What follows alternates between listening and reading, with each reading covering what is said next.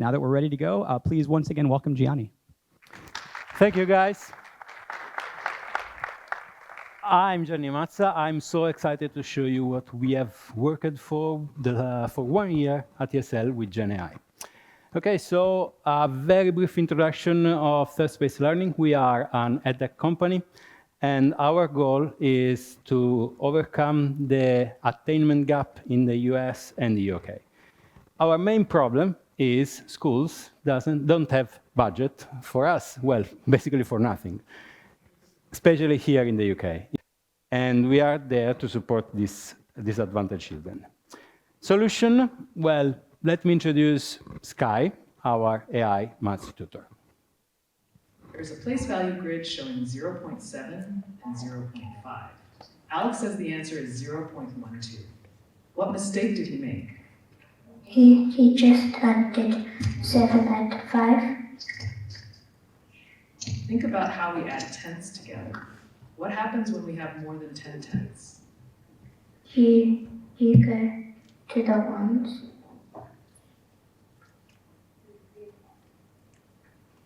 That's right. When we have more than 10 tenths, we need to exchange 10 tenths for 1 whole. So does the answer is 1.2? Excellent job. That's correct. Okay, so this is a tech talk. So let me dive in the architecture behind our maths AI tutor. This very complicated diagram is pub-sub-based architecture where all the components are decoupled and communicates with a global event bus. A few components in our stack. We use LangChain to build an agent, a model-agnostic agent. We can swap OpenAI, Claude 3.5 Sonnet, Llama 3.1, or whatever model we want. All the components are actually abstracted. So for example, for now, we have Deepgram for the speech-to-text, but we can use Whisper, for example, or whatever other model. The hardware is abstracted, so we use Pulse Audio for virtual microphone and speaker. We use Selenium to let our agent to join the classroom. We use, of course, Astra DB, otherwise I won't be here. For short-term memory and to store data, because as you can imagine, data is very key for us and well, for any agent, actually. OpenAI for the LLM and for the text-to-speech, probably you recognize the voice, and Ably for real-time messaging. So we are in phase 1. We have built this agent for 1 year now. And our goal is to demonstrate that the maths AI tutor can work, and of course, we can sell it. The technique we are using for now is prompt engineering, and I'll dive deep in a moment. So what were our requirements?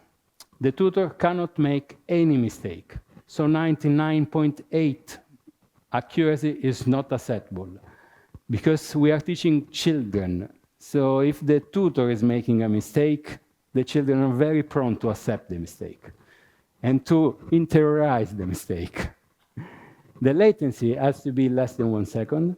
The video you have seen is quite good, but it's not the final version. It has been taken like a few weeks ago.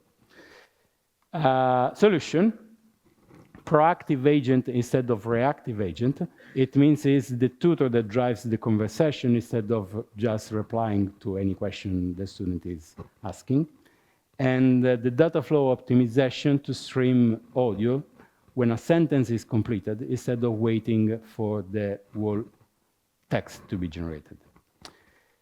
Evaluation method and test. This is really, really important. For the first requirement, 100%, 99.8% is not acceptable.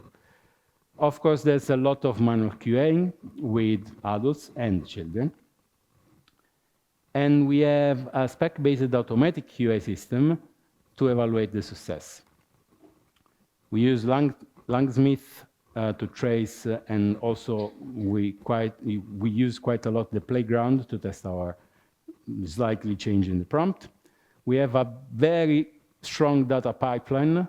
All the events from all the components go to Astra DB and then to our business intelligent system, where we can query, for example, the correctness level for each question. So if a question is not right, probably the correctness is too low, and so on.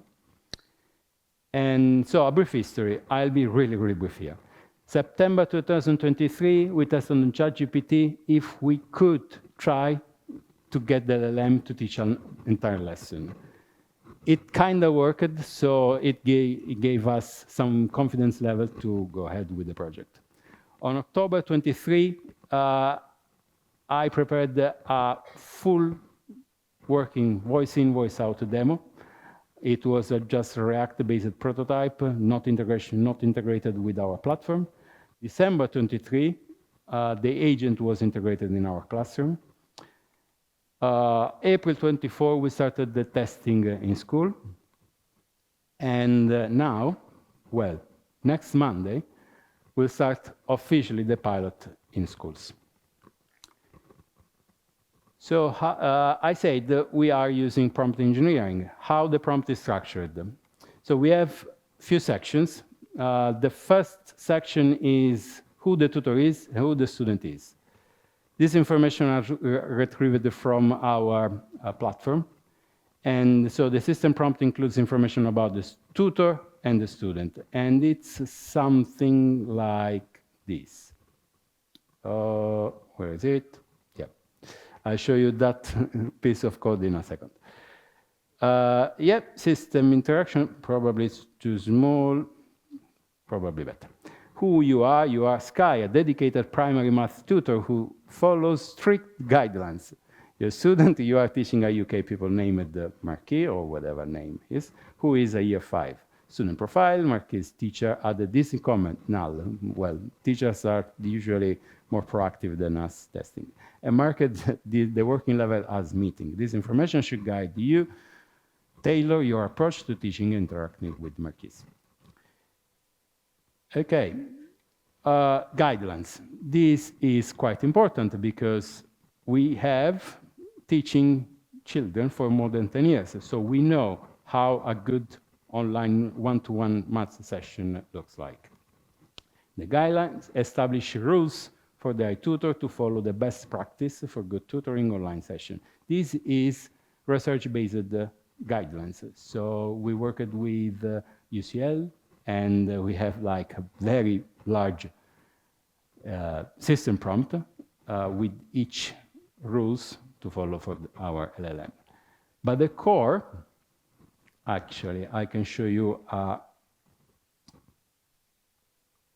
quickly, if this helps me. Yeah, so this is a section of our guidelines. So always perform instruction, okay. Use clear, age-related, concise language in friendly manner to convey information without requiring immediate feedback. Prioritize creating a positive and supporting learning atmosphere, and so on and so forth. This is a very brief section. We have something like 1,000 tokens just for guidelines. But the core of our LLM, our agent, is the current task. So we started in the first lesson, in the first version, asking the LLM to teach a slide.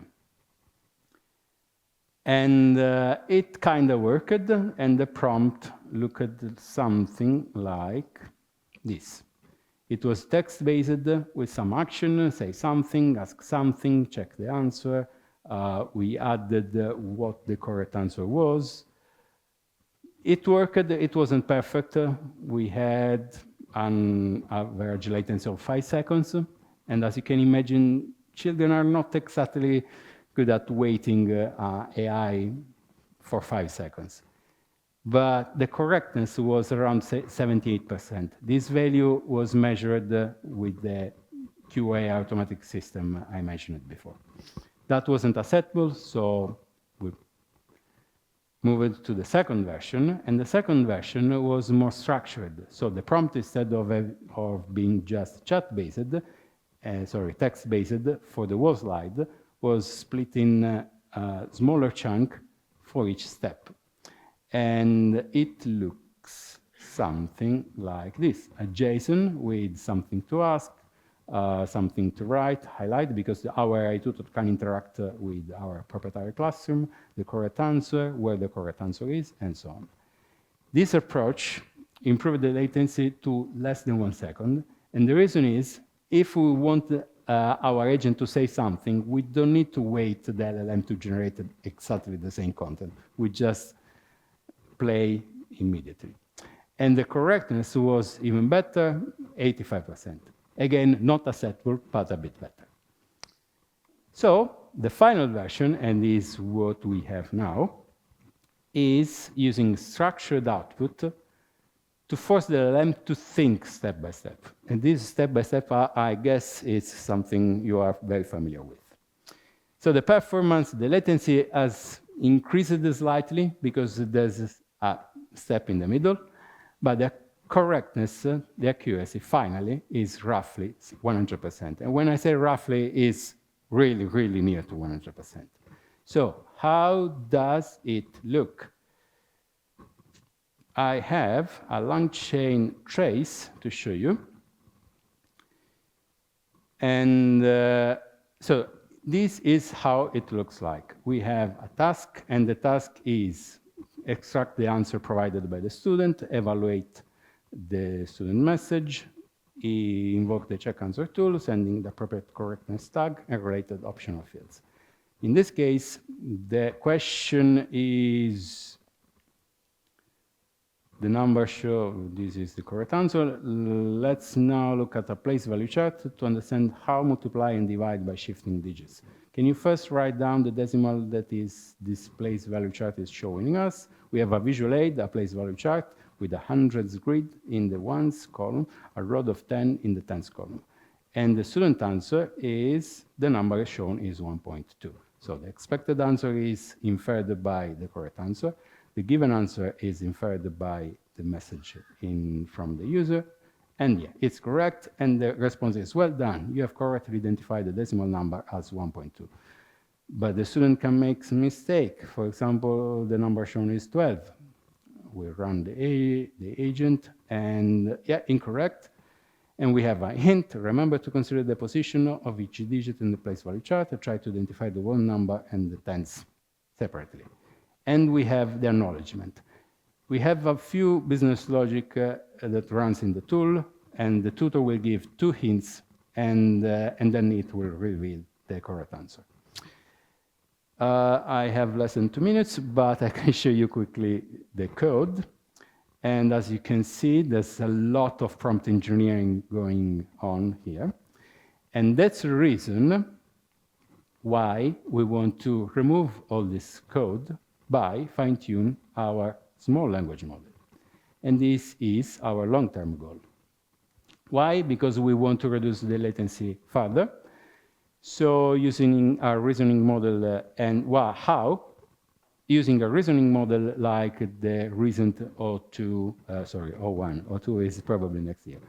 O1 preview to generate synthetic data combined with our real data to create a data set.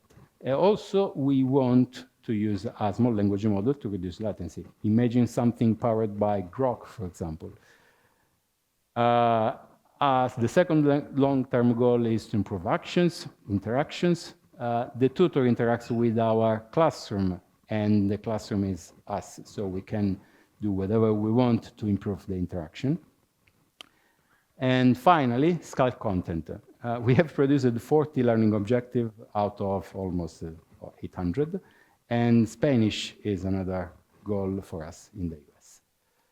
And that's it for us. Thanks for watching, and if you have any question, please reach me out after this meeting. Thank you. Hey.